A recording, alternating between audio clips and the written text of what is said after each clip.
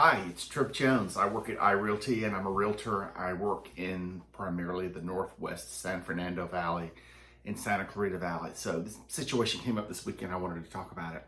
Former clients, former neighbors, lovely couple, just moved back from the East Coast. Been away about 8 years. We did, I think, 3 different transactions with them in the past. Listed and sold a property for them, relisted it when they moved, and another property they had moved out of earlier on. Anyway, had come into town, reached out to me, said, let's get together over the weekend. We want to start looking at houses. I did, since the weekend was really busy and it was going to be really pretty, I pulled all the vacant and open houses that I knew that were available.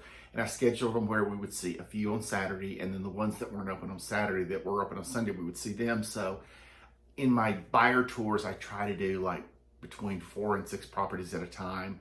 Usually any more than that, and people get like fatigued and can't remember which one was which. And anyway, so we sat down, did a buyer's consultation with them, had them pre-qualified, pretty much knew, what they were looking for. And because they were in entry-level housing, we discussed the differences between buying a larger townhouse or a smaller single-family house.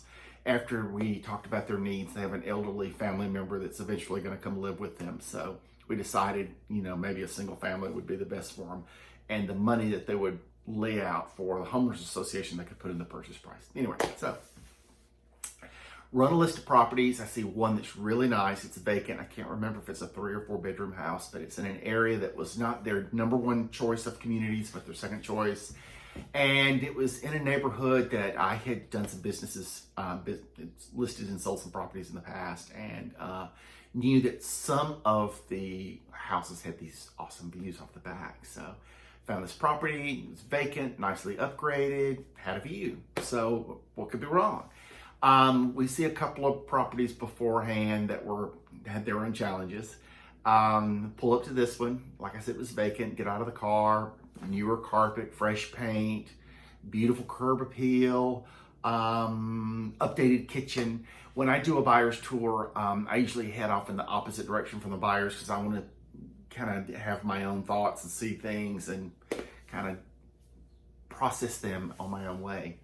One of the things I noticed is in one of the rooms, there was some separation between the drywall up to the ceiling, and then the actual ceiling, like right where the molding was, there was some separation. And instead of like just a hairline crack, it was actually pretty significant separation.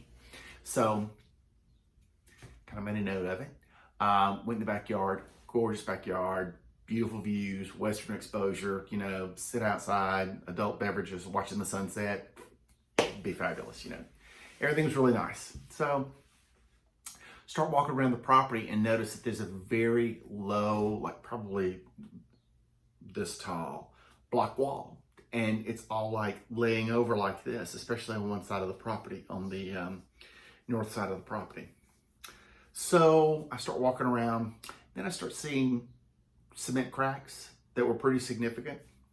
So red flag, red flag, red flag, red flag. So I go in the property and look around. Then I open up the garage and look at the garage floor. It was so cracked, it looked like a spider web. And some of the cracks were horizontal, some were vertical, some were diagonal. But what was most significant is that some of the cracks, if you can put like the head of a coin in, this was so cracked so wide that you could put my finger, I have a fat little finger, so I could put the tip of that finger in this crack. And 1 or 2 of the cracks weren't significantly discolored, which means that they were fresher versus not fresh. So anyway, so I always address people that I'm working with that I'm going to work with them in perpetuity. Is that the word I'm trying to go for? So let's say, I'll sell them a house and eventually they'll come to me and list the house and downsize or upsize or relocate or whatever. So I'm always looking like down the road. Is this a good investment for them? I want to protect them. This is my job. This is why people hire me. So pulled them off to the side and I'm like, look guys, love the house, love the neighborhood, love the upgrades, but here's what I see. Here's what I know. Here's what I don't know. What do you think? So we decided that since we were so preliminary in their home search that we would put it on the back burner. But you want somebody that's got your back. People get on these videos and now this house and it's just beautiful and look at this and oh my gosh, it's upgraded and la la la la and everything. But you also want somebody who's got your best interests at heart. So I try to be that advocate for you. We eventually looked at several other properties. Some were closer, some were not as close in their criteria. Eventually, I think we're going to work with them on an off-market property that I kind of bird dogged out a little bit. So anyway, but I guess the to close is that you want somebody that you think really is looking out for you. And if you don't feel like you do, maybe you need to make a switch, or maybe you need to ask questions. Hey, this doesn't look right to me. What do you think? I've had people, in the past ask me that. I'm not a roofer. I'm not a geologist. I'm not a home inspector. There's a list of things I'm not. There's a lot of list of things that I'm not. But I kind of know where to go to have that problem looked at, investigated for further information, ... So make sure that you've got somebody that's got your back. I'm Trip Jones.